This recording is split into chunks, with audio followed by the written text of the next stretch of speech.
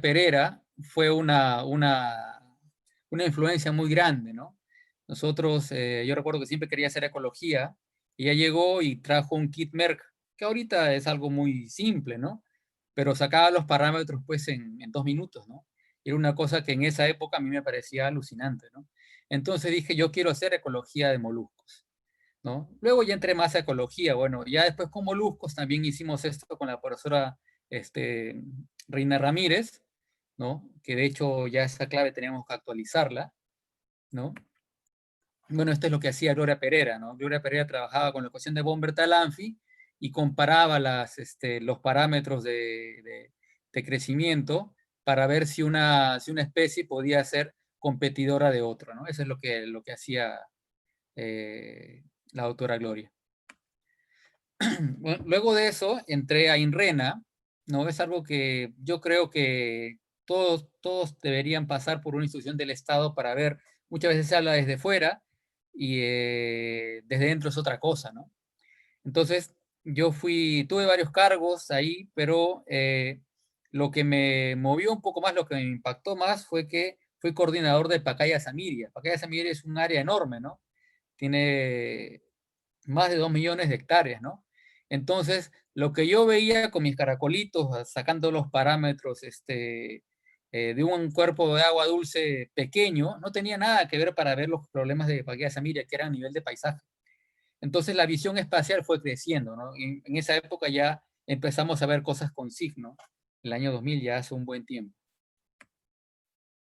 Luego, bueno, luego fui a Brasil, hice la maestría en ecología, en ciencias ambientales, perdón, con mención en aguas continentales, y ahí trabajé con ecología de zooventos, ¿no? Eh, la experiencia fue buena, pero yo tenía la cabeza más de ecólogo, necesitaba ver más al ventos como una herramienta, no tanto como ver dentro de la comunidad. Entonces, como que no me ajusté mucho con mi asesora, que igual la quiero bastante, pero bueno, conseguimos sacar al final los resultados, ¿no? Luego de eso, cambio, ¿no? Me voy a trabajar con el profesor Edivar Elías de Sousa Filho. Él es geólogo, ¿no? Y la cabeza cambió, pues, ¿no? Ya había que cambiar muchas cosas, había que empezar la planicie como paisaje, ya no trabajaba en 4 lagunas, sino trabajaba en la planicie entera, ¿no? Entonces hubo que incorporar nuevos conocimientos también, ¿no? Fue un desafío grande, ¿no? Hacer eso en 4 años. De hecho, yo hice 2 años de geografía, ¿no? Bueno, los cursos que me interesaban, obviamente, ¿no? Cartografía temática, ¿no? Introducción a la geografía, geomorfología fluvial, ¿no? Teledetección. Todas esas cosas hice yo para poder entender la planicie y entender su funcionamiento a escala de paisaje, ¿no? Entonces, bueno, luego ya de vuelta, básicamente fui docente mucho tiempo, trabajé la maestría de la Ricardo Palma, trabajé en OEFA como asesor de alta dirección, luego también fui docente de televisión aplicada en la Universidad de Villarreal. Eh, bueno, lo que hice más fue dedicarme a la consultoría, ¿no? Fui consultor en ecología, medio ambiente y biodiversidad, ¿no? Desde el 2008 hasta el 2020.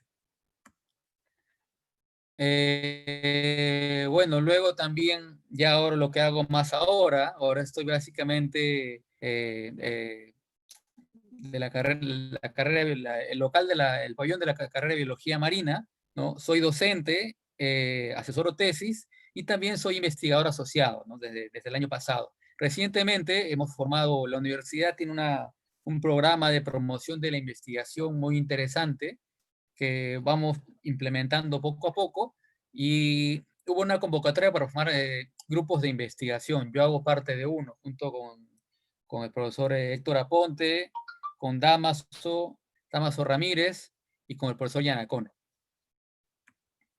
Entonces, bueno, una cosa que quería mencionar es que como he ido asesorando tesis, veo siempre la incertidumbre, bueno, que casi todos pasamos, ¿no? Todos pasamos por esa incertidumbre cuando estábamos llegando al final de la carrera y no sabíamos qué hacer. Bueno, yo sí me decidí un poco antes, yo desde el cuarto ciclo ya trabajaba como luzco, ¿no? Pero no es común eso, ¿no? Igual tuve quise hacer un poco de microbiología también, ¿no? Pero bueno, no era para mí todo ser tan metódico con los planes de cultivo y todo eso, ¿no? Entonces, bueno, la idea es que cuestionarse no es malo, es bueno cuestionarse, ¿no? Va a haber muchas influencias y uno puede cambiar de rumbo, uno puede incorporar nuevas cosas a su visión, ¿no? Entonces no hay que tener miedo de eso. Simplemente es bueno sí tener un buen asesor que lo guíe en cuanto a esos cambios, esas cosas que vienen distintas y diferentes, ¿no? Otra sugerencia que se tiene para lo que es la carrera es que hay que leer. Hay que leer y hay que leer mucho, hay que leer bastante, ¿no? La base teórica es fundamental como para poder tener un buen desarrollo como investigador científico, es la base, ¿no? Y una cosa que sí critico es que se obvia mucho los clásicos, ¿no? Y eso, si uno hace ecología, uno tiene que saber de dónde viene su ciencia. Tiene que saber qué motivó a Hutchinson a escribir el homenaje a Santa Rosalía, ¿no? ¿Por qué Lindemann no pudo publicar su artículo, ¿no? Eh, y así, los orígenes de la biografía de islas. Entonces hay que leer y hay que ir a las fuentes para uno poder saber cómo evolucionó el devenir de su ciencia, ¿no? Estas son algunas de las cosas que tuve que leer. Llegué a la maestría cuando estaban cambiando la currícula y tuvimos un curso de ecología teórica, ¿no? Mi profesora, que luego después me hice amiga, en el curso no fue muy amiga, tenía muy buena intención, pero la materia era muy grande. Entonces hubo que leer los artículos enteros, ¿no? Lo cual fue bueno, al final eso fue bueno, ¿no? Entonces esa es mi recomendación que tenemos pues que leer, ¿no? Básicamente ir a las fuentes. Este es el libro, este es el primer libro, en realidad no es el primero, pero es el que casi todos consideran el primer libro de estudio de ríos, ¿no? En realidad Scioli ya había hecho un libro, Bonetto ya había trabajado también, Fitco también en la Amazonía, pero para el común de los científicos es el primer libro de ecología de ríos. Igual se pueden tomar atajos en las lecturas, ¿no? Uno puede ver los reviews, pero los reviews, digamos, deben llevarnos más bien a las pistas a seguir por qué los autores llegan a las conclusiones que llegan en esas revisiones, ¿no? Y también ayudan, obviamente, claro, a mantenerse al día, ¿no? ¿No? También, bueno, lo bueno es que también hay atajos, ¿no? Así como hay libros para dummies, hay el mismo paralelo en lo que es la ecología acuática o la biología en general, ¿no? Este libro, por ejemplo, es el coquito de estadísticas y matemática, porque casi no tiene números, casi no tiene fórmulas. Y está muy bien explicado. Will Magnusson me enseñó un curso, fantástico profesor. Y también hay libros cuando uno quiere meterse a áreas distintas y que no son áreas, digamos, están afines a uno por formación. A alguien se le ocurre pues hacer un libro más simple, ¿no? Y aquí tenemos, por ejemplo, este libro también es clásico, ¿no? Es Stream Hydrology, An Introduction for Ecologists, ¿no? Que lo pone más simple para nosotros, ¿no? Una cosa que sí es importante es que tenemos que revisar la filosofía que sigue nuestra ciencia. Eso es algo de lo que lamentablemente la mayor parte de nuestros programas académicos carecen, ¿no? Uno tiene que saber cómo se da el devenir de nuestra ciencia, qué motiva un cambio. Saber, por ejemplo, quién fue Popper, conocer a Feyerabend, que dice que todo vale en ciencia, ¿no? En general. ¿Por qué? Porque vamos a hacer justamente, a lo largo de esta ponencia, un ejercicio de cómo yo pude encontrar el insight para hacer mi tesis doctoral, ¿no? Que cuando hay que diferenciar bien los niveles, ¿no? En graduación uno básicamente hace un trabajo bien hecho, en maestría hace aplicación de ciencia y en el doctorado hace una contribución a la ciencia. Entonces uno para contribuir a la ciencia tiene que saber cómo la ciencia se desarrolla y estar al tanto y poder tener esa percepción para poder saber cuándo un artículo va a hacer un cambio, ¿no? O cuando algo que todo el mundo aplica no es del todo correcto, ¿no? Entonces hay que leer filosofía de la ciencia. Bueno, vamos a entrar un poco ya a nuestro tema, ¿no? Que es la conectividad hidrológica en sistemas fluviales. Entonces, primero, obviamente, siguiendo también lo que les mencioné al principio, uno tiene que ver de dónde viene. Para poder cuestionarlo y para poder cambiar, para poder adaptar, uno tiene que saber de dónde viene un concepto, ¿no? Entonces, la conectividad es un concepto que se origina en lo que es, en lo que es la ecología de paisaje, ¿no? La conectividad primero surgió como una métrica que trabajó el profesor O'Neill en el año 86, y luego es utilizada justamente como una métrica para ver qué tanto la conectividad estructural condiciona los procesos, o sea, diferentes tipos de paisaje, y cómo la configuración espacial de esas estructuras distintas modifica algún tipo de proceso en cuanto generalmente a diversidad, ¿no? Entonces, de ahí viene la conectividad.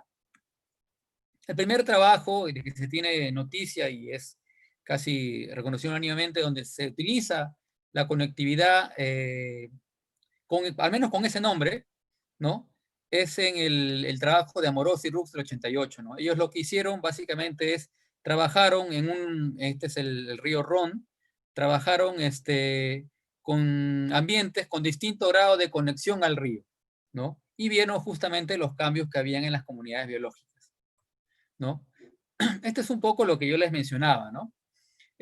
Para llegar a la conectividad aquí está, es un paradigma, y un paradigma es un cuerpo conceptual que se un cuerpo conceptual con herramientas para poder desarrollar hipótesis y una percepción y resultados a partir de cómo uno encara un sistema natural, ¿no? Es un conjunto de herramientas, ¿no? Y bueno, entonces el devenir de ecología acuática es un trabajo que hice en el 2012.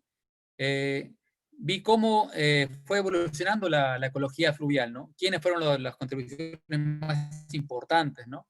Y entonces, hasta llegar a la conectividad, que básicamente el inicio de esto es el concepto de río continuo, hubo muchas contribuciones, muchas contribuciones. Entonces, la idea es leerlas, la idea es saber qué cosas es lo que nos mencionaban, para ver, bueno, de repente a Banot le faltó pues algo, ¿no? De repente un autor más antiguo decía otra cosa y algunos no lo tomaron en cuenta. Entonces, ahí uno va a poder hacer algunos cambios a cómo se implementa el conocimiento, ¿no? Entonces, bueno, aquí les mencionaba, ¿no? Este es un gráfico clásico, es el gráfico del río continuo. Básicamente, lo que nos decían Banot y sus colaboradores es que había un gradiente de condiciones físicas predecible desde la cabecera hacia la desembocadura, perdón, desde la cabecera hacia la desembocadura, y que las comunidades biológicas se ajustaban a esos cambios graduales, ¿no? Otro concepto que también está inmerso dentro del paradigma de la conectividad es el concepto de pulso inundación, ¿no? Que básicamente nos habla de un transbordamiento lateral, una conexión entre el río y la planicie, esto básicamente es para grandes ríos, y que la principal fuerza que controla el sistema biótico en un ambiente fluvial o un sistema río-planicie es el pulso inundación. Eso es lo que nos dice el concepto de Jung, ¿no? Bueno, aquí está básicamente escrito, ¿no? Hay crecientes y bajantes, y básicamente esto condiciona el funcionamiento del sistema biótico, ¿no? Obviamente Jung no fue el único que trabajó con eso. También están ahí Omerox y Rux, y también está el profesor Neif, ¿no? Que fue jurado de mi tesis, con este artículo que es notable, ¿no? Hasta ahora tiene muchas cosas útiles, a pesar de que han pasado casi 40 años, ¿no? Entonces, bueno, vamos un poco a las definiciones. Ya hemos visto básicamente qué es un paradigma, hemos visto por qué es importante conocer un poco el devenir de la ciencia, ¿no? Entonces, bueno, estas son definiciones, tomé básicamente las definiciones más biológicas, ¿no? Luego vamos a ver un poco cómo esto se ha empleado, ¿no? Entonces, la conectividad se define como la transferencia de materia y energía a través del agua a lo largo del paisaje. Ojo, miren que ya estamos hablando de paisaje, ¿no? o transferencia de materia y energía y o organismos entre o dentro de los elementos del ciclo hidrológico mediados por el agua, ¿no? La conectividad puede ser longitudinal, de cabecera a desembocadura, lateral, de río y planicie, que vimos ambas, vertical, cuando hay transferencia por el subsuelo, ¿no? Son las principales vías que tenemos, ¿no? Entonces aquí está ejemplificado, ¿no? Tenemos la dimensión longitudinal de cabecera a desembocadura, la lateral y la vertical, ¿no? Entonces, bueno, hay muchas definiciones de conectividad, hay muchas aplicaciones, cada autor, y ese es justamente cuando uno se va dando un cambio de paradigma, ¿no? Los conceptos no están claros y los autores van tomando lo que lo que ellos entienden en base a su percepción y en base también al sistema en el que están trabajando, ¿no? Una de las críticas que se hizo a Banot es que las condiciones no son tan predecibles como él mencionaba en los ríos, ¿no? Por ejemplo, el Pantanal es la cabecera cuenca del río Paraguay, y ahí no funciona para nada lo que es el río continuo, ¿no? Y en fin, entonces hay varias definiciones y varios enfoques, ¿no? Por ejemplo, distancia al canal principal, características de los cuerpos de agua y tipo de conexión, ¿no? De hecho, yo hice mi tesis de maestría con ese enfoque. Gradiente temporal de conexión, diferentes fases temporales, proporción relativa de conexión. Entonces, la cosa es que si tenemos diferentes enfoques, las conclusiones obviamente van a ser distintas. Entonces, nosotros queremos evaluar la conectividad de un sistema y ver si está alterada, que es lo que nos importa más en estos momentos. No podemos contrastar nuestros resultados con otro que trabajó con una definición diferente, ¿no? Entonces, bueno, entonces nosotros en la tesis doctoral encajamos esta definición, ¿no? Tomamos mucho la definición de Neve y elaboramos esta definición para realizar nuestro trabajo, ¿no? Entonces, la conectividad es la relación entre los elementos y procesos del sistema definidos por sus variables de estado en el espacio y el tiempo, las cuales pueden ser medidas en el tiempo y en el espacio por medio de sus atributos hídricos, que son el FITRAS. No se preocupen, luego lo vamos a ver con un poco más de detalle, ¿no? Entonces, bueno, la cosa es pues que como trabajamos con paisajes, estamos trabajando con muchos conceptos para poder caracterizar un sistema tan grande, ¿no?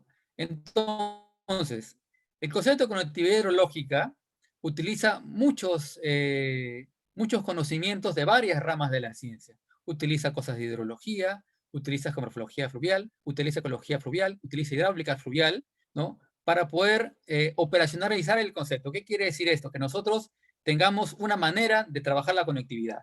Entonces, como hay muchas características y el sistema es un sistema amplio y la dinámica depende de muchos factores, es un concepto transdisciplinario. Entonces, eso es un poco lo que pasaba en la tesis, ¿no? O sea, había muchas definiciones, ¿no? Y no necesariamente cuando uno trabaja con varias ciencias, no necesariamente las ciencias están hechas para combinar entre sí. Entonces, de ahí surge un concepto que las quiere traer a todas juntas, reunirlas y que conversen para poder tener un concepto operativo, ¿no? Y eso es la ecohidrología, ¿no? Que recibe también muchos nombres, como es un concepto que está en cambio, ya se llamó ecohidrología, que era lo hacían más ecólogos, la hidroecología, que era lo que hacían más los hidrólogos, y la ecohidrogeomorfología, que era lo que hacían los geomorfólogos. Entonces, bueno, en general, bueno, para alguien que trabaja en ríos, es claro que el pulso de inundación es pues al final conectividad, ¿no? No hay que separar muchos de esos conceptos, ¿no? Entonces, bueno, aquí viene un poco el foco de la presentación, ¿no? ¿Por qué es importante la conectividad hidrológica y cómo la aplicamos? Entonces, es intrínseco esto es casi axiomático, ¿no? Eh, el sistema está regulado por cuánta agua llega y cuánta agua se queda, cuánto tiempo y cuánta agua se va, cuánto tiempo reside ahí. Entonces, esa tasa de cambio es lo que hace que el sistema fluvial funcione como tal. Entonces, tanto el medio físico como el medio biológico están condicionados por el régimen de crecientes y bajantes, por su intensidad, o sea, qué tanto sube el agua y cuánto tiempo está el agua presente, ¿no? Entonces, acuérdense que les mencionaba la ecología teórica, ¿no? Bueno, aquí está Connell. Connell trabajó Connell falleció hace poco, el doctor Connell. Connell trabajó con arrecifes de coral, ¿no? Sin embargo, su hipótesis de estudio intermediario cabe perfectamente para lo que son ríos, ¿no? Aquí está, por ejemplo, esto es el trabajo de Ward.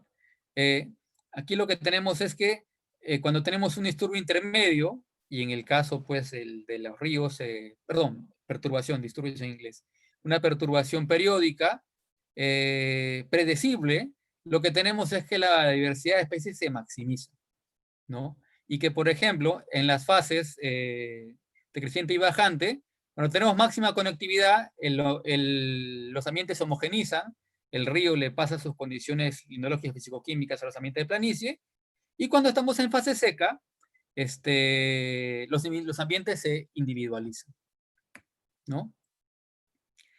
En realidad, los sistemas fluviales son sistemas complejos y hay una crítica en general a cómo trabajamos esto en la mayor parte de nuestros trabajos ambientales, ¿no?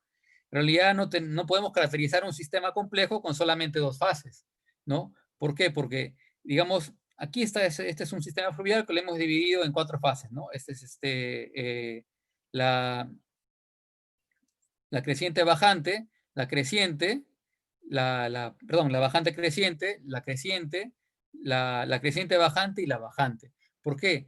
¿Por qué tenemos que hacerlo así? Porque lo que sucede acá va a influenciar hasta dónde llega nuestro componente biótico en la creciente. Cuánto tiempo dure y qué características tenga, nos va a influenciar los resultados. Entonces, por eso, un solo muestreo, dos muestreos no nos bastan.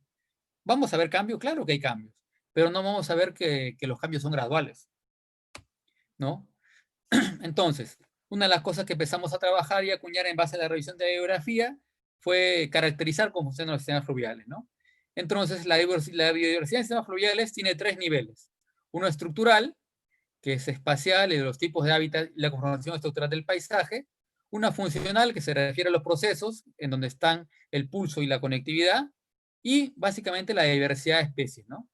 Entonces, la diversidad de especies está determinada en gran medida en un sistema fluvial por el régimen de pulsos, el régimen de crecientes y bajantes y la heterogeneidad que le da al sistema.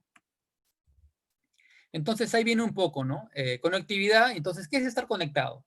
Estar conectado es cuando un sistema fluvial, este es un sistema fluvial en bajante, este es un sistema fluvial en creciente. ¿Qué quiere decir esto?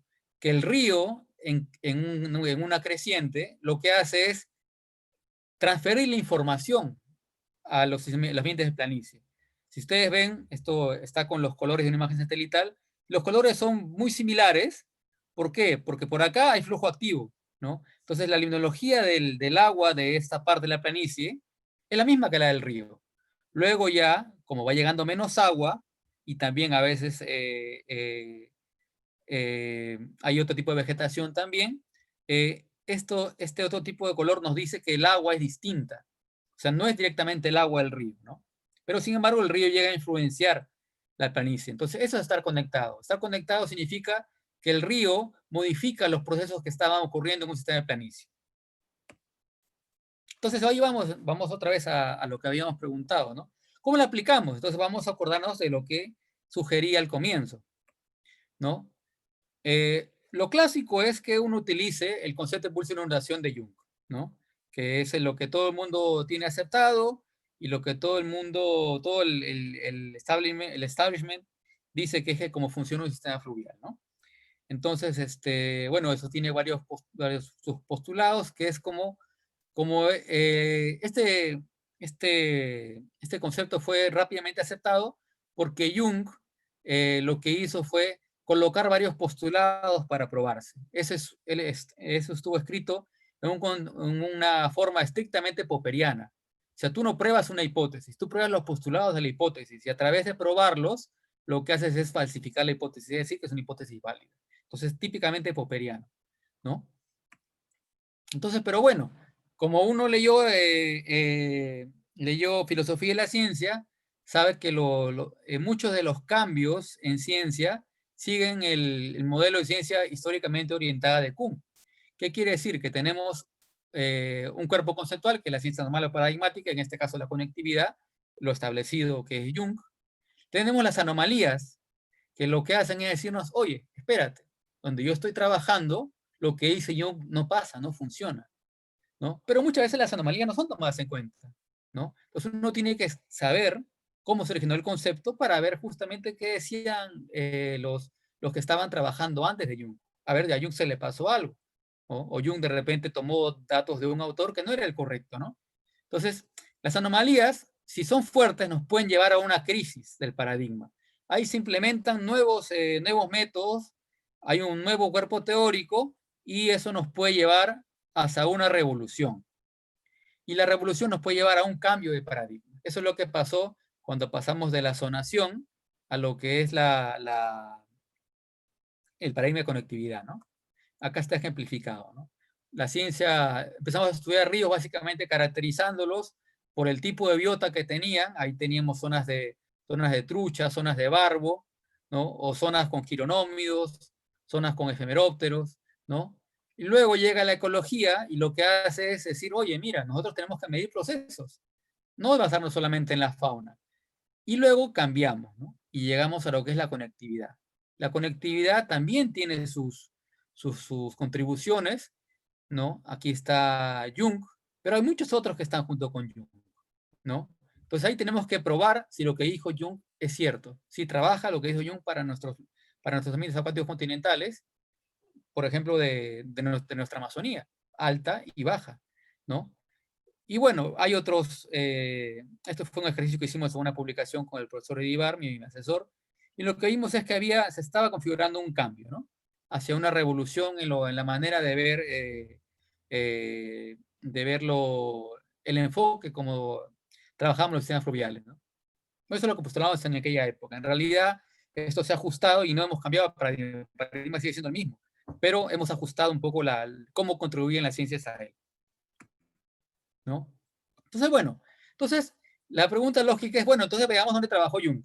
Este es un hidrograma del río Amazonas en la estación de Óbidos en Pará, en Belén en Pará, sí, ¿no? Entonces, si se fijan, es un sistema que solamente existe allá, ¿no? Tiene 6 meses de creciente y 6 meses de bajante. En muy pocas partes del mundo pasa eso, yo diría casi ninguna, pues ninguna no, hay pues ríos monzónicos que funcionan parecido, ¿no? Entonces, uno no puede hacer una generalización, un concepto operativo, en base a algo que no es general, sino que es más bien un caso único. Y en Óbidos pasan 300.000 metros cúbicos por segundo, es el mayor caudal de la Tierra. Entonces no puede ser algo general. No tenemos cómo tomar exclusivamente lo que dijo Jung. ¿Y cómo lo vimos? Bueno, pues es que nosotros sabemos que la ciencia va cambiando. Nosotros sabemos que tenemos que ir al sistema en el cual se basó Jung para poder ver si su generalización es útil o no. Entonces, el principio general, que sí, que que el río tiene influencia sobre la biota, sí, ok, funciona, pero no de manera tan tangencial y tácita como lo dijo Jung. No funciona así. Este es el río Paraná. Ustedes se fijan, este es un año, ¿no? Tenemos muchos pequeños pulsos. Entonces no funciona acá. Si nosotros somos un río de cabecera, vamos a tener esto. No hay ríos de cabecera en que hay que tener mucho cuidado porque el río crece 1 o 2 metros en horas. No funciona así. Entonces no podíamos trabajar con Jung. Entonces, la filosofía de la ciencia y nuestras lecturas de ecología teórica nos decían, oye, ¿sabes qué? Jung pues trabajó en otro lugar, acá no funciona. Entonces hubo que buscar cómo trabajar nuestro sistema, ¿no? Entonces, esta es la planicie del Paraná. La planicie del Paraná es una planicie represada y acá tenemos que no existe un solo nivel de conectividad, existen varios, ¿no? Varios niveles de conectividad y a medida que esos niveles de conectividad van inundando parcialmente la planicie, los procesos van cambiando. Es decir, no existe un transbordamiento lateral único y que todo funciona maravilloso y que todo cambia. No, cambia de acuerdo a la intensidad de inundación, ¿no? Esto también, este es un trabajo de Neif con Silvina Casco, trabaja mucho con él, y él lo que hizo fue evaluar vegetación, ¿no? Por ejemplo, esta forma vegetacional se inundaba con 2 metros, esta otra con 4 y esta otra con 5. Entonces, el río influenciaba de manera diferente esas partes diferentes de la planicie de inundación. No es una sola cosa. No es que yo transbordo e inundo todo, porque yo no tengo una inundación tan grande como el Amazonas. Acá es diferente. Entonces acá hay que separar, hay que trabajar a nivel de paisajes y seleccionar las áreas donde estamos inundando. A eso el profesor Neves le llamó firma hidrológica. Cada parte de la planicie tiene una firma hidrológica. Y obviamente una perturbación afecta de manera diferente cada sector de la planicie, ¿no? Entonces acá vienen los procesos clave, esto ya es un poco en lo que derivó, lo que es cómo se operacionalizó el concepto. Básicamente acá vemos que el régimen de descargas y la conectividad son los que, y el tiempo de esos pulsos y de ese tiempo de conexión es lo que condiciona básicamente todo el funcionamiento del sistema fluvial. Es un trabajo de Boone y Artington del 2002, pero todavía sigue muy actual, ¿no?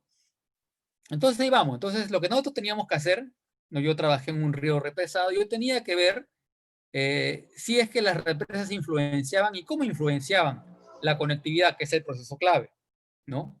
Entonces, básicamente lo que hice yo fue separar en periodos, en varios periodos, eh, eh, el hidrograma, que nos va a representar la influencia del río sobre la planicie, ¿no?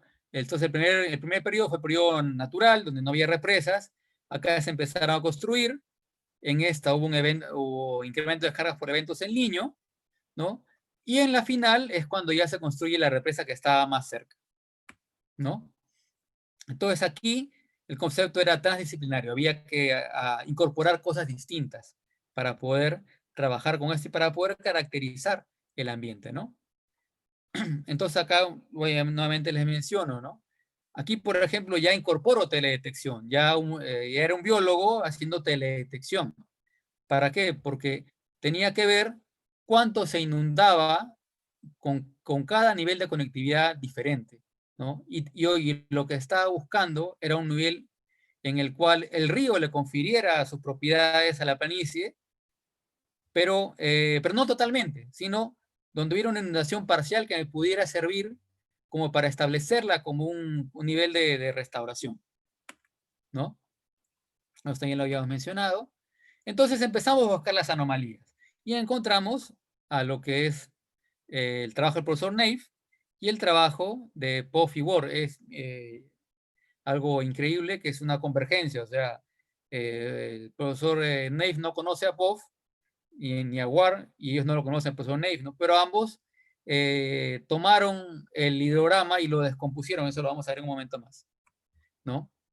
Entonces, bueno, POF lo que hace es trabajar con el régimen de flujo natural. ¿Qué nos dice ese paradigma? Él le llama paradigma, que el régimen de flujo natural debe mantenerse para que los sistemas fluviales trabajen como tales, ¿no? Y bueno, y también está la conectividad, que básicamente el flujo natural está referido a la conectividad longitudinal. La conectividad le incorpora la dimensión lateral, ¿no? Entonces acá viene nuevamente esto lo que mencionaba, ¿no? El flujo natural está ligado a la hidrología, lo que hace básicamente es definir un régimen de flujos altos, medios y bajos para caracterizar un sistema y evaluar si hay algunos cambios, generalmente por efectos de represas, también puede ser cambio climático, ¿no? El problema es que como trabaja solamente con el hidrograma en el cauce fluvial, no sabemos qué tan ciertos son sus postulados para la pericia completa, ¿no? Porque su énfasis es en el caos, ¿no? Esta es la conectividad, que también ya la habíamos visto los conceptos, ¿no? Y la idea que tuvimos nosotros es, ¿por qué no los dos? ¿No? Si trabajamos en un sistema de planicie que está influenciado por las represas río arriba, vamos a tener influencia del régimen natural y de lo que es la conectividad longitudinal, y también cómo se transfiere eso hacia la planicie. Entonces, lo que nosotros hicimos fue mezclar los enfoques. El enfoque de conectividad, cuando lo trabajamos, era un enfoque más de caracterización. En cambio, el de, el de flujo natural era una herramienta de análisis, ¿no? Pero que no enfocaba la planicie completa. Entonces, lo que nosotros tuvimos que hacer fue elaborar algunos conceptos base para poder trabajar en nuestro sistema, ¿no? Entonces, estas son las definiciones que nosotros acuñamos para poder trabajar, ¿no? Entonces, según, perdón, según lo que nosotros conceptualizamos, los ríos son un mosaico de células de paisaje organizadas de manera jerárquica, con diferentes necesidades de flujo en cada trecho de su cuenca, y aún dentro de cada trecho, debido a cambios estructurales en las variables que modulan su transmisión. A eso se le denomina firma hidrológica, es decir, cada parte de un río, sea o no de planicie, tiene una firma hidrológica que le permite funcionar como tal. La dinámica de flujo, la conectividad longitudinal y de pulso hidrosedimentológico, la conectividad lateral, puede ser caracterizada por sus atributos: la frecuencia, intensidad, tensión, recurrencia, amplitud y estacionalidad, FITRAS, que fue lo que, cómo descompusieron el hidrograma Poff y Ward y Neif, y también Poff y Richter también, ¿no? Este enfoque lo podemos nosotros separar a otras dimensiones de conectividad. Y es lo que hicimos en la tesis, ¿no? Entonces, seguimos con este enfoque. La transmisión del flujo y del pulso hidrosedimentológico a lo largo del paisaje fluvial o macrosistema fluvial está mediada por la conectividad hidrológica entre las células del paisaje. ¿Qué quiere decir esto? Que si llega una cierta influencia de la parte de aguas arriba o de la parte lateral, eso va a mediar cuánta agua llega, ya sea aguas abajo o una parte más alta de la planicie, ¿no? Como proceso paisajístico, la conectividad hidrológica es mediada por aquí está, como la conformación espacial estructural del paisaje. Eso lo escribimos casi en el 2012, ¿no? Y ahora es la base de cómo utilizan los geomorfólogos en la conectividad hidrológica para ver los procesos de depósito de sedimento. Los determinantes de la conectividad longitudinal son el patrón de canal, la geometría hidráulica y la historia geológica. Los determinantes adicionales de la conectividad lateral son la topografía, la estructura geomorfológica de la várzea, ¿no? Todo esto nos condiciona, justamente. No es que todo el agua llegue y transborde. El agua llega a un determinado lugar que tiene una firma hidrológica y eso modula cuánta agua va a llegar a la siguiente célula del paisaje, ¿no? Y aquí está hoy ya la parte final de nuestro enfoque, ¿no? Una determinada condición de flujo en un segmento de río se puede relacionar la conectividad entre determinados grupos de células de paisaje del macrosistema fluvial. Entonces, la conectividad hidrológica en un segmento de río, sea entre este y su várzea y otras células de paisaje, se puede expresar en función del atributo FITRAS. Es decir, nosotros podemos calcular el FITRAS para cada célula de paisaje. Y esa célula de paisaje es independiente de sus requerimientos de ese FITRAS respecto a otras para funcionar normalmente. Entonces nosotros utilizamos eso para evaluar las alteraciones hidrológicas de la conectividad debido a la regulación del flujo de represas. Fíjense, que nos llevamos primero de una herramienta de caracterización, que es lo que hizo Neif, ¿no? Tomamos el concepto de lo que era el flujo natural, que era básicamente en cauce, y lo llevamos a la planicie. Y para lo que queríamos hacer, evaluar una planicie fluvial y el efecto de la represa sobre esa planicie fluvial. Y aquí viene ya nuestros conceptos. Ya definimos un poco lo que era la conectividad y vamos a ver qué cosa es pulso hidrosedimentológico según lo que nosotros hayamos tomado. Es un proceso ecológico fluvial que sigue un patrón sinusoidal por sobre o por debajo de un ordenado nivel de conectividad. Es decir, para cada célula de paisaje yo establezco cuál es el nivel de conectividad para que el río influya o deje de influir sobre esa célula de paisaje, ¿no? Este patrón es causado por diferencias temporales en la velocidad y duración de los flujos de agua y materiales transportados. La modalidad de cambio es definida por la función FITRAS y sus atributos espaciales y temporales. Eso fue, o sea, tuvimos que hacer todo ese cuerpo teórico para poder resolver nuestra cuestión, que era si las represas estaban afectando la conectividad de diferentes células de paisaje. Entonces, acá vamos a explicar un poco esto, ¿no? Entonces llegamos que estamos en una zona de la planicie. Establecemos un nivel de referencia, un nivel de desborde. Y en ese nivel nosotros vamos a decir que por sobre ese nivel el río influencia esa parte de la planicie y por debajo no, ¿no? Entonces ahí tenemos lo que es el pulso, que es la creciente y la bajante, ¿no? Tenemos la amplitud, que es cuánto dura, la intensidad, qué tan fuerte es ese pulso, ¿no? Y luego vemos cuántos pulsos hay, ¿no? Está un poco más claro. Acá tenemos el nivel de conectividad que tenemos que establecer, ¿no? La limnofase, que es la fase de bajante, cuánto dura esa fase de bajante, cuánto dura la fase de creciente y los crecientes, qué tan intensa es la creciente y qué tan intensa es la bajante, ¿no? Y esto es lo que estamos nosotros presentando, ya está en segunda revisión, hemos enviado esto a esta revista, ¿no? Y lo que le mencioné, dividimos esto en varias series temporales para ver cuál había sido el efecto. Nos basamos este es un enfoque que no es propiamente mío, es un enfoque de Pablo César Rocha, ¿no? Separarlo, pero él trabajó básicamente con el paradigma de flujo natural, ¿no? Y lo que hicimos nosotros es calcular el FITRAS, ¿no? Y poner varios índices. Utilizamos el FITRAS, que es una función descriptiva, y lo convertimos en índices para poder evaluarlos temporalmente, ¿no? Creamos métricas a partir de los resultados del FITRAS, ¿no? Y trabajamos en dos niveles de conectividad. Un nivel local, que es 3.5 metros, que es donde se inunda básicamente las formas más bajas, y las formas más altas que estaban a 15.000 metros cúbicos por segundo, que es un nivel intermediario de conectividad. Entonces tuvimos que crear, todas estas métricas no existían, ¿no? Eran métricas de caracterización algunas, y nosotros las convertimos en métricas operativas, operacionales, para ver lo que es el impacto de las represas. Bueno, unos resultados voy a mostrar, bueno, no está publicado todavía, así que podemos mostrar solamente algunos. ¿No? Nosotros entonces establecimos niveles de conectividad distintos, ¿no? Establecimos el nivel de 3.5 metros, con lo cual estas son las formas las barras fluviales, que son las formas recientes, se inundan, ¿no? Esto está acá a 3.5 metros. Fíjense que acá está la barra fluvial, por debajo de 3.5 metros, y luego ya no está. Es decir, esa parte de la planicie, esas formas de la planicie están inundadas en niveles superiores a 3.5 metros, ¿no? Esto es la inundación total, que está básicamente en más de 6 metros, donde ya es un nivel general de inundación que ya había sido trabajado. Nosotros lo que hicimos fue encontrar un nivel intermediario entre los que se habían descrito, ¿no?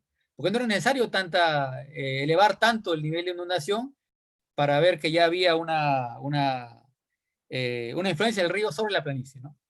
Entonces nosotros tomamos este nivel de conexión, ¿no? 15.000 metros cúbicos por segundo, donde haya una inundación parcial.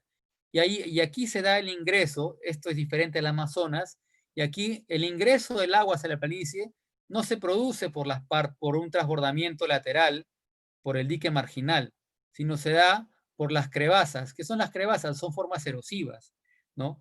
Este sistema es un sistema que todavía estaba activo, bueno, ya llegó la represa, ya no va a estar más activo, pero son formas bajas, donde va a haber pequeños canales para darle una conformación anastomosada a la planicie. Entonces, por aquí ingresa el agua sin necesidad de pasar 4 o 5 metros. Simplemente empieza a ingresar, ¿no? Y ese es un nivel intermediario como que lo podríamos utilizar como un nivel de restauración. Nosotros evaluamos la conectividad y el impacto de las represas en esos dos niveles de conectividad. En un nivel para lo que era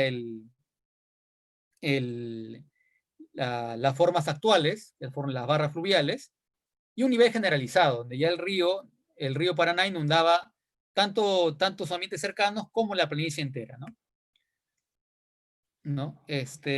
Bueno, eso también, acá el profesor Atruese, junto con un asesorado del profesor Park, el doctor Park, también encontraron que en la planicie amazónica no necesariamente tiene pues que haber un transbordamiento lateral, sino que también puede ingresar por afluentes, ¿no?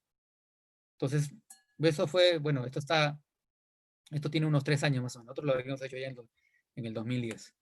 Entonces, bueno, viendo todas nuestras métricas, nosotros encontramos este índice lo inventamos, el índice de elasticidad, vertical. ¿Qué quiere decir esto? Es una razón entre la máxima de un año sobre el mínimo de un año. ¿Por qué lo creamos? Porque eh, las represas actúan básicamente subiendo la cantidad de agua que pasa por la planicie, porque tiene que pasar agua para generar, ¿no? Y también reducen los picos, ¿no? Entonces aquí se ve claramente, ¿no? Que la intensidad, la elasticidad, perdón, era alta, había había picos de bajante, ¿no? Y picos de creciente, periódicos, regulares, y luego, conforme las represas van operando, esto disminuye mucho, es decir, el sistema ya no funciona como tal, ¿no? Obviamente, acá lo que se hizo fue reducir la intensidad, ¿no? Ya no hay picos tan altos, y pasa más agua, y como es una razón, esto queda reflejado acá, este índice quedó muy bueno, ¿no? Otra cosa que pasa también es que los días en potamofase, es decir, cuánto tiempo hay de inundación, va a disminuir, que es estado acá, y el tiempo de bajante va a aumentar, ¿no? Eso es básicamente por la operación de las represas. Cambia totalmente el régimen natural, ¿no? La cantidad de pulsos también aumenta porque la represa tiene que pasar agua para generar y a veces pasa mucha agua. Entonces, lo que debía ser 1 o 2 pulsos por temporada de aguas altas o hasta 3, son muchos, son cerca de 8, 9, ¿no? Básicamente en lo que es este es el intervalo de 3.5, ¿no?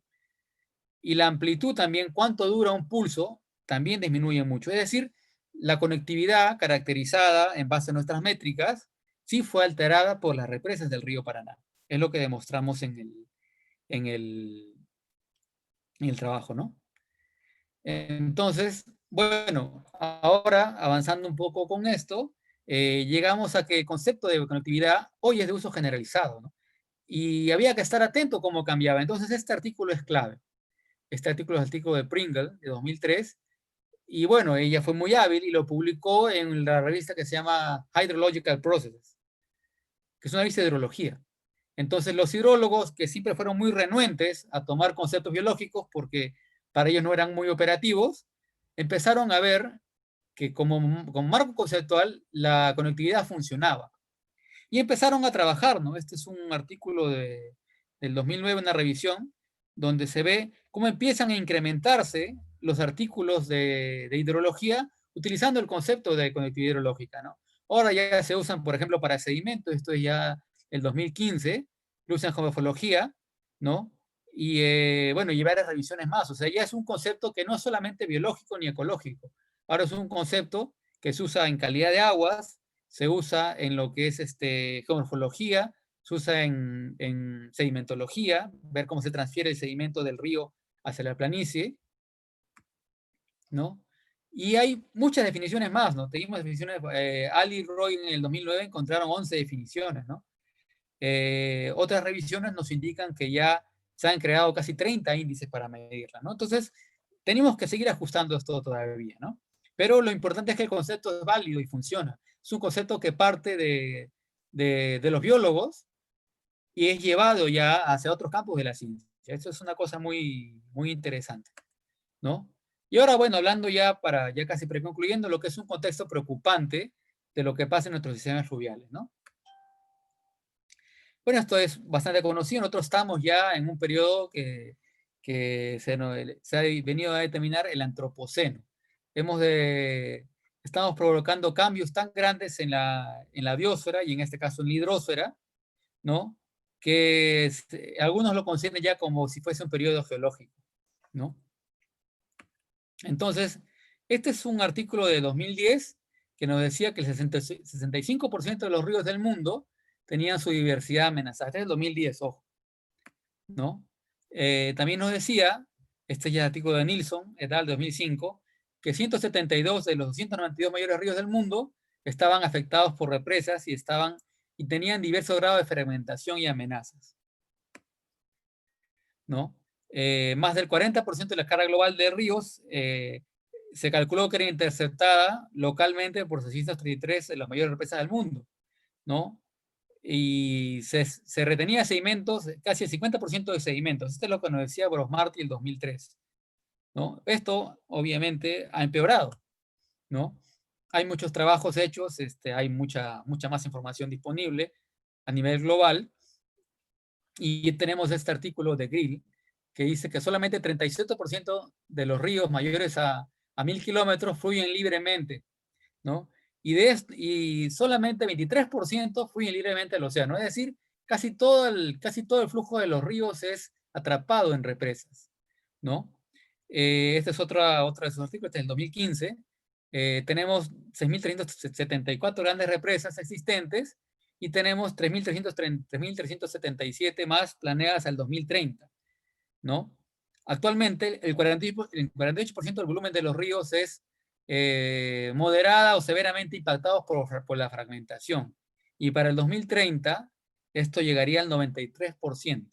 El 93% tendríamos, 93% del volumen de los ríos afectado por represas. Eso es algo terrible, ¿no? Y obviamente esto no básicamente no tiene que ver solamente con el agua. También se han perturbado los ciclos biogeoquímicos, ¿no? Porque obviamente si la represa actúa como un filtro, lo que hace es retener lo que son los sedimentos, ¿no? Entonces el carbono orgánico liberado a los océanos se ha calculado que se retenía el 13% en el 2000, ¿no? Y en el 2030, si se sigue el mismo proceso de retención de sedimentos, concesión de represas, llegaría a ser casi el 19%. Es decir, nuestros estuarios tendrían problemas de fertilidad en base a lo que es la disponibilidad de materia orgánica y nutrientes, ¿no? Y este es otro artículo que también dice que hemos cambiado en general todo lo que es el ciclo biogeoquímico de fósforo, nitrógeno y de sílice, ¿no? Básicamente, ¿por qué? Porque las represas actúan, esto está hecho fundamentalmente con represas de retención. Retienen las represas el agua, precipita un poco del sedimento, pero las represas se eutrofizan. Y al eutrofizarse empiezan a producir fósforo y nitrógeno. Y eso finalmente es exportado al mar. Ojo, ¿no? Parece medio contrastante, ¿no? Pero es el enfoque que ha seguido el autor. Acá, estas son represas más de Asia, ¿no? Donde muchas de las represas son para retención, para provisión de agua, ¿no? Y bueno, el problema está acá también. Este es un artículo del profesor Latrubese, ¿no? Donde nos menciona cómo es el represamiento de sistemas fluviales en la Amazonía, ¿no? Vemos que esto es las represas que están planeadas. Vemos que la cuenca del Madera está muy afectada y que si llegamos a construir las represas que se están planeando, vamos a tener gran parte de la cuenca del Marañón comprometida también, ¿no? Entonces eso es bastante preocupante para lo que es la dinámica del sistema amazónico, que es un sistema que realiza cambios atmosféricos, ¿no? Bueno, también estaba esto, es un artículo ya bien conocido, que básicamente nos dice que construyéndose las represas tendríamos muchas represas de alto impacto en nuestro país si es que se planean hacer todas las represas, se construyen las represas planeadas principalmente en la cuenca del Marañón, ¿no? Esta ya es una evaluación que se hizo para ver si, en base al paradigma de flujo natural, cuánto las represas habían afectado la dinámica hidrológica de los ríos en donde estaban, ¿no? Entonces hay algunas que son terribles, ¿no? Este es eh, creo que es el río Yuruá, donde está Balbina, no recuerdo exactamente cuál es el río, donde está la represa de Balbina, que es la que está más deteriorada, o sea, esa represa fue un desastre, ¿no? Y otras también comprometen la hidrología de los ríos, ¿no? Pero tiene mucho que ver esto, es una conclusión que saca el autor, en función de dónde estén esas represas. Si las represas están más alto, el compromiso de la dinámica hidrológica es menor, ¿no? Y esto ya es un trabajo donde está un amigo nuestro, bueno, varios amigos nuestros, ¿no? Donde nos hablan de la fragmentación, ¿no? Que podría ocurrir por las represas, ¿no? Acá se ve justamente que buena parte de las represas, de las zonas donde estaríamos haciendo represas en nuestro país, tendrían problemas de fragmentación y obviamente compromiso en lo que es la dinámica hidrológica, ¿no? Esto también compromete lo que es la diversidad de agua dulce, ¿no? No toqué mucho el tema porque es un tema más, estoy hablando más del sistema per se, ¿no? Pero obviamente la regulación de flujo, ¿no? También compromete lo que es la diversidad biológica de agua dulce, ¿no? De hecho, aquí está, lo voy a mover un poquito. No se ve bien. Bueno, aquí lo que tenemos en los recuadros negros es que hay una disminución muy fuerte de lo que es, no se llega a ver por esto de acá. Bueno, creo que ustedes lo ven, yo no lo veo. Una disminución muy fuerte de lo que es el grado de conservación de la fauna de agua dulce eh, de los ríos, del fauna de agua dulce en general, ¿no? En, en nuestro planeta. Y este es un ejemplo, no solamente lo puse como ejemplo, porque no voy a tocar tanto el tema de diversidad porque estaríamos hasta mañana, ¿no? Este es un ejemplo de lo que pasó con las pesquerías en el río Madera, ¿no? Eh, hicimos, bueno, estas son las represas en el río Madera, ¿no? Que es uno de los afluentes principales del Amazonas.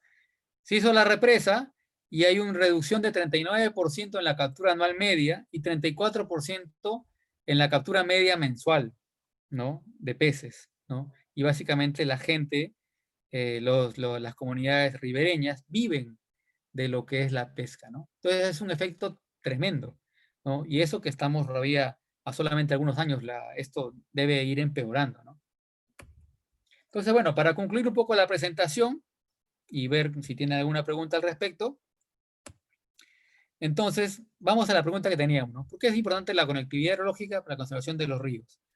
Primero, nos permite estimar un nivel de referencia, cambio o umbral de estimulación para el funcionamiento de los ríos. Nosotros encontramos que en 15.000 metros cúbicos por segundo en el sistema que trabajamos, el sistema puede funcionar. Entonces, lo que le podemos decir a la represa, oye, pásate esa cantidad de agua por tiempo determinado. Generalmente es básicamente unos 30 o 40 días, ¿no? Nos permite conocer las necesidades reales de agua de cada sector de la planicie, ¿no? Nos permite limitar un área funcional de un río, o sea, cuánto va a comprometer un régimen alterado a una planicie en sí, ¿no? Nos enfatiza también que tenemos que tener un enfoque transdisciplinario en nuestra ciencia para estudiar ríos. Tenemos que tener una gestión integral de recursos hídricos a nivel de cuenca. Tenemos que tener una planeación para no afectar la conectividad. La conectividad es, digamos, midiendo conectividad y sabiendo cómo medirla, podemos demostrar cómo nos va a afectar un régimen alterado a la dinámica hidrológica de un determinado sector del paisaje fluvial, ¿no? Y básicamente una cosa que no toqué, porque también es demasiado, nos permite dar algunas indicaciones sobre lo que es el cálculo de caudal ecológico, ¿no? En ríos de planicie, uno tiene que utilizar estas herramientas para saber cuánta agua tiene que llegar al sistema de planicie, ¿no? Bueno, era eso todo lo que tenía que mencionarles. Gracias por la atención, espero no haberlos aburrido mucho. Y si tienen alguna pregunta, bueno, aquí estoy para responderla. Ok, muchas gracias. Bueno, ahora vamos a pasar a la parte de preguntas. Pueden ir dejando sus preguntas en el chat. Igual tenemos algunas preguntas que nos habían dejado previamente. Por ejemplo, una de ellas es sobre cuáles son los métodos más eficientes para medir la conectividad hidrológica. En realidad, depende mucho de donde estés trabajando, ¿no? Eh, lo ideal, en cuanto a nuestra experiencia, bueno, hay que ver quién lo va a hacer. ¿Lo va a hacer un ecólogo? ¿Lo va a hacer un geomorfólogo? ¿Lo va a hacer un hidrólogo? Vas a medir, ¿qué cosa vas a medir? La dinámica general, vas a medir cuántos sedimentos se deposita, eso es lo que hacen ahora los geomorfólogos, el nivel de conectividad necesario para que se deposite sedimento. Por ejemplo, eso lo miden ahora los geomorfólogos, ¿no? E inclusive, algunos están midiendo cuánto fósforo está llegando, por ejemplo, a un estuario, ¿no? Eso también lo miden con conectividad. Pero en general, yo, en base a la experiencia que tengo y cómo hicimos el trabajo, uno tendría que básicamente que descomponer un hidrograma, ¿no? Establecer varios niveles de referencia y ver cómo es afectada la conectividad en esos sistemas, diferentes células de paisaje, ¿no? Obviamente, si uno le interesa, por ejemplo, peces, ¿no? Que es lo más común, uno lo que hace generalmente es establecer esos niveles de referencia. De hecho, pasó una anécdota en donde trabajábamos, ¿no? Se había calculado que tenía que uno solamente pasar a 3.5 metros, ¿no? Y le dijeron a la represa, oye, libera 3.5 metros. Y no pasó nada, ¿no? Entonces, aquí nosotros encontramos que tienen que ser por lo menos 5 metros, 5 metros en el hidrómetro o 15.000 metros cúbicos por segundo, ¿no? Entonces, la idea es esa, descomponer, ¿no? Para poder determinar eh, la firma hidrológica de cada sector de la planicie. Eso es lo que teníamos que hacer. Ok, genial, muchas gracias. Acá hay otra pregunta sobre cuál es la importancia de mantener los humedales en las cabeceras de cuenca y en la llanura amazónica. A ver, en general, bueno, tiene que ver también con el concepto, ¿no? Los humedales en sí, tanto en llanura amazónica como en cabecera, lo que hacen son sistemas que están comunicados, ¿no? La cuenca es una sola, ¿no? Ahí aplicamos lo que es la conectividad longitudinal, ¿no? Entonces siempre se exporta materia y energía, ¿no? Un humedal de cabecera, si hablamos de un humedal propiamente dicho, por ejemplo un bofedal, lo que hace es exportar carbono, ¿no? Produce carbono y lo exporta al resto de la cuenca. Y lo que hace generalmente es fertilizar la barca, ¿no? Por ejemplo, es muy común que en los ambientes inundables de nuestra Amazonía se siembre arroz, ¿no? Entonces, ¿cómo va a sembrar arroz? Uno se pregunta si lo que hay abajo es arena. Es porque la arena tiene fósforo, tiene nitratos, ¿no? Tiene nitrógeno. Entonces, eso fertiliza la barza. Y obviamente eso lo que hace es hacer que la barza pueda ser productiva, ¿no? Si solamente pasáramos agua sin sedimentos, la productividad sería bajísima, ¿no? Entonces, ese es un poco lo que espero haber respondido un poco la pregunta, pero son enfoques un poco distintos, ¿no? Sí, exactamente. Ujú. Gracias. Acá hay otra pregunta sobre cuál es la importancia del sistema hidráulico prehispánico para la ciencia hoy en día. A ver, en general, lo que es yo lo voy a aplicar, digamos, voy a tomarlo como referencia, porque sea, en general hay muchas costumbres de uso de agua que utilizan conocimientos prehispánicos para poder tener más agua en un determinado lugar de la cuenca, ¿no? En lo que nosotros estamos trabajando y en lo que trabaja uno generalmente, nosotros como Universidad Científica del Sur trabajamos bastante en lo que es Villa, ¿no? Entonces Villa recibe agua superficial del río Surco. El río Surco, existen bastantes evidencias que dicen que el río Surco no es natural, ¿no? Sino son varios canales de regadío. Entonces nosotros, nuestro humedal principal de Lima, ¿no? También se inunda por el freático, es verdad, pero el flujo superficial viene del río Surco, ¿no? Que justamente es una modificación de lo que es el abanico fluvial del Rímac, ¿no? El Rímac obviamente migra, el Rímac antes no salía por donde sale ahora, ¿no? Sino el Rímac fue migrando hacia allá. Entonces, toda esa red de canales subterráneos es lo que lleva el agua hacia Villa, ¿no? Pero también está el superficial, que es el río Surco, ¿no? Una parte de Villa funciona a nivel de flujo superficial con el canal de Villa Baja, que es un canal básicamente del río Surco.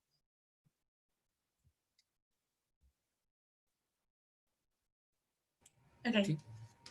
muchas gracias por responder las preguntas. Uh -huh. Bueno, esas serían todas las preguntas que nos han hecho llegar, tanto previamente así como en el Facebook. Bueno, creo que hemos llegado a la parte final ya del evento. Primero me gustaría agradecerte, José Arenas, por haber participado en este Comparte Ciencias y poder responder también las preguntas. Estoy muy segura que esta charla ha sido muy motivadora e importante, ¿no? Para poder resaltar este tema de investigación. Y Ojalá. recuerden a todos que vamos a seguir compartiendo ciencia en lo que resta del año, así que pueden acompañarnos en los próximos eventos y seguirnos en nuestras redes sociales, tanto de la revista Scientia, de Sinergia, del Centro de Estudiantes de Biología y Científico.p, que son las organizaciones que lo realizan. Y bueno, sin mucho más que decir, me despido y nuevamente te agradezco, José, Gracias a y nos ustedes. vemos en otra oportunidad. Gracias a Gracias. todos. Gracias a todos. Saludos.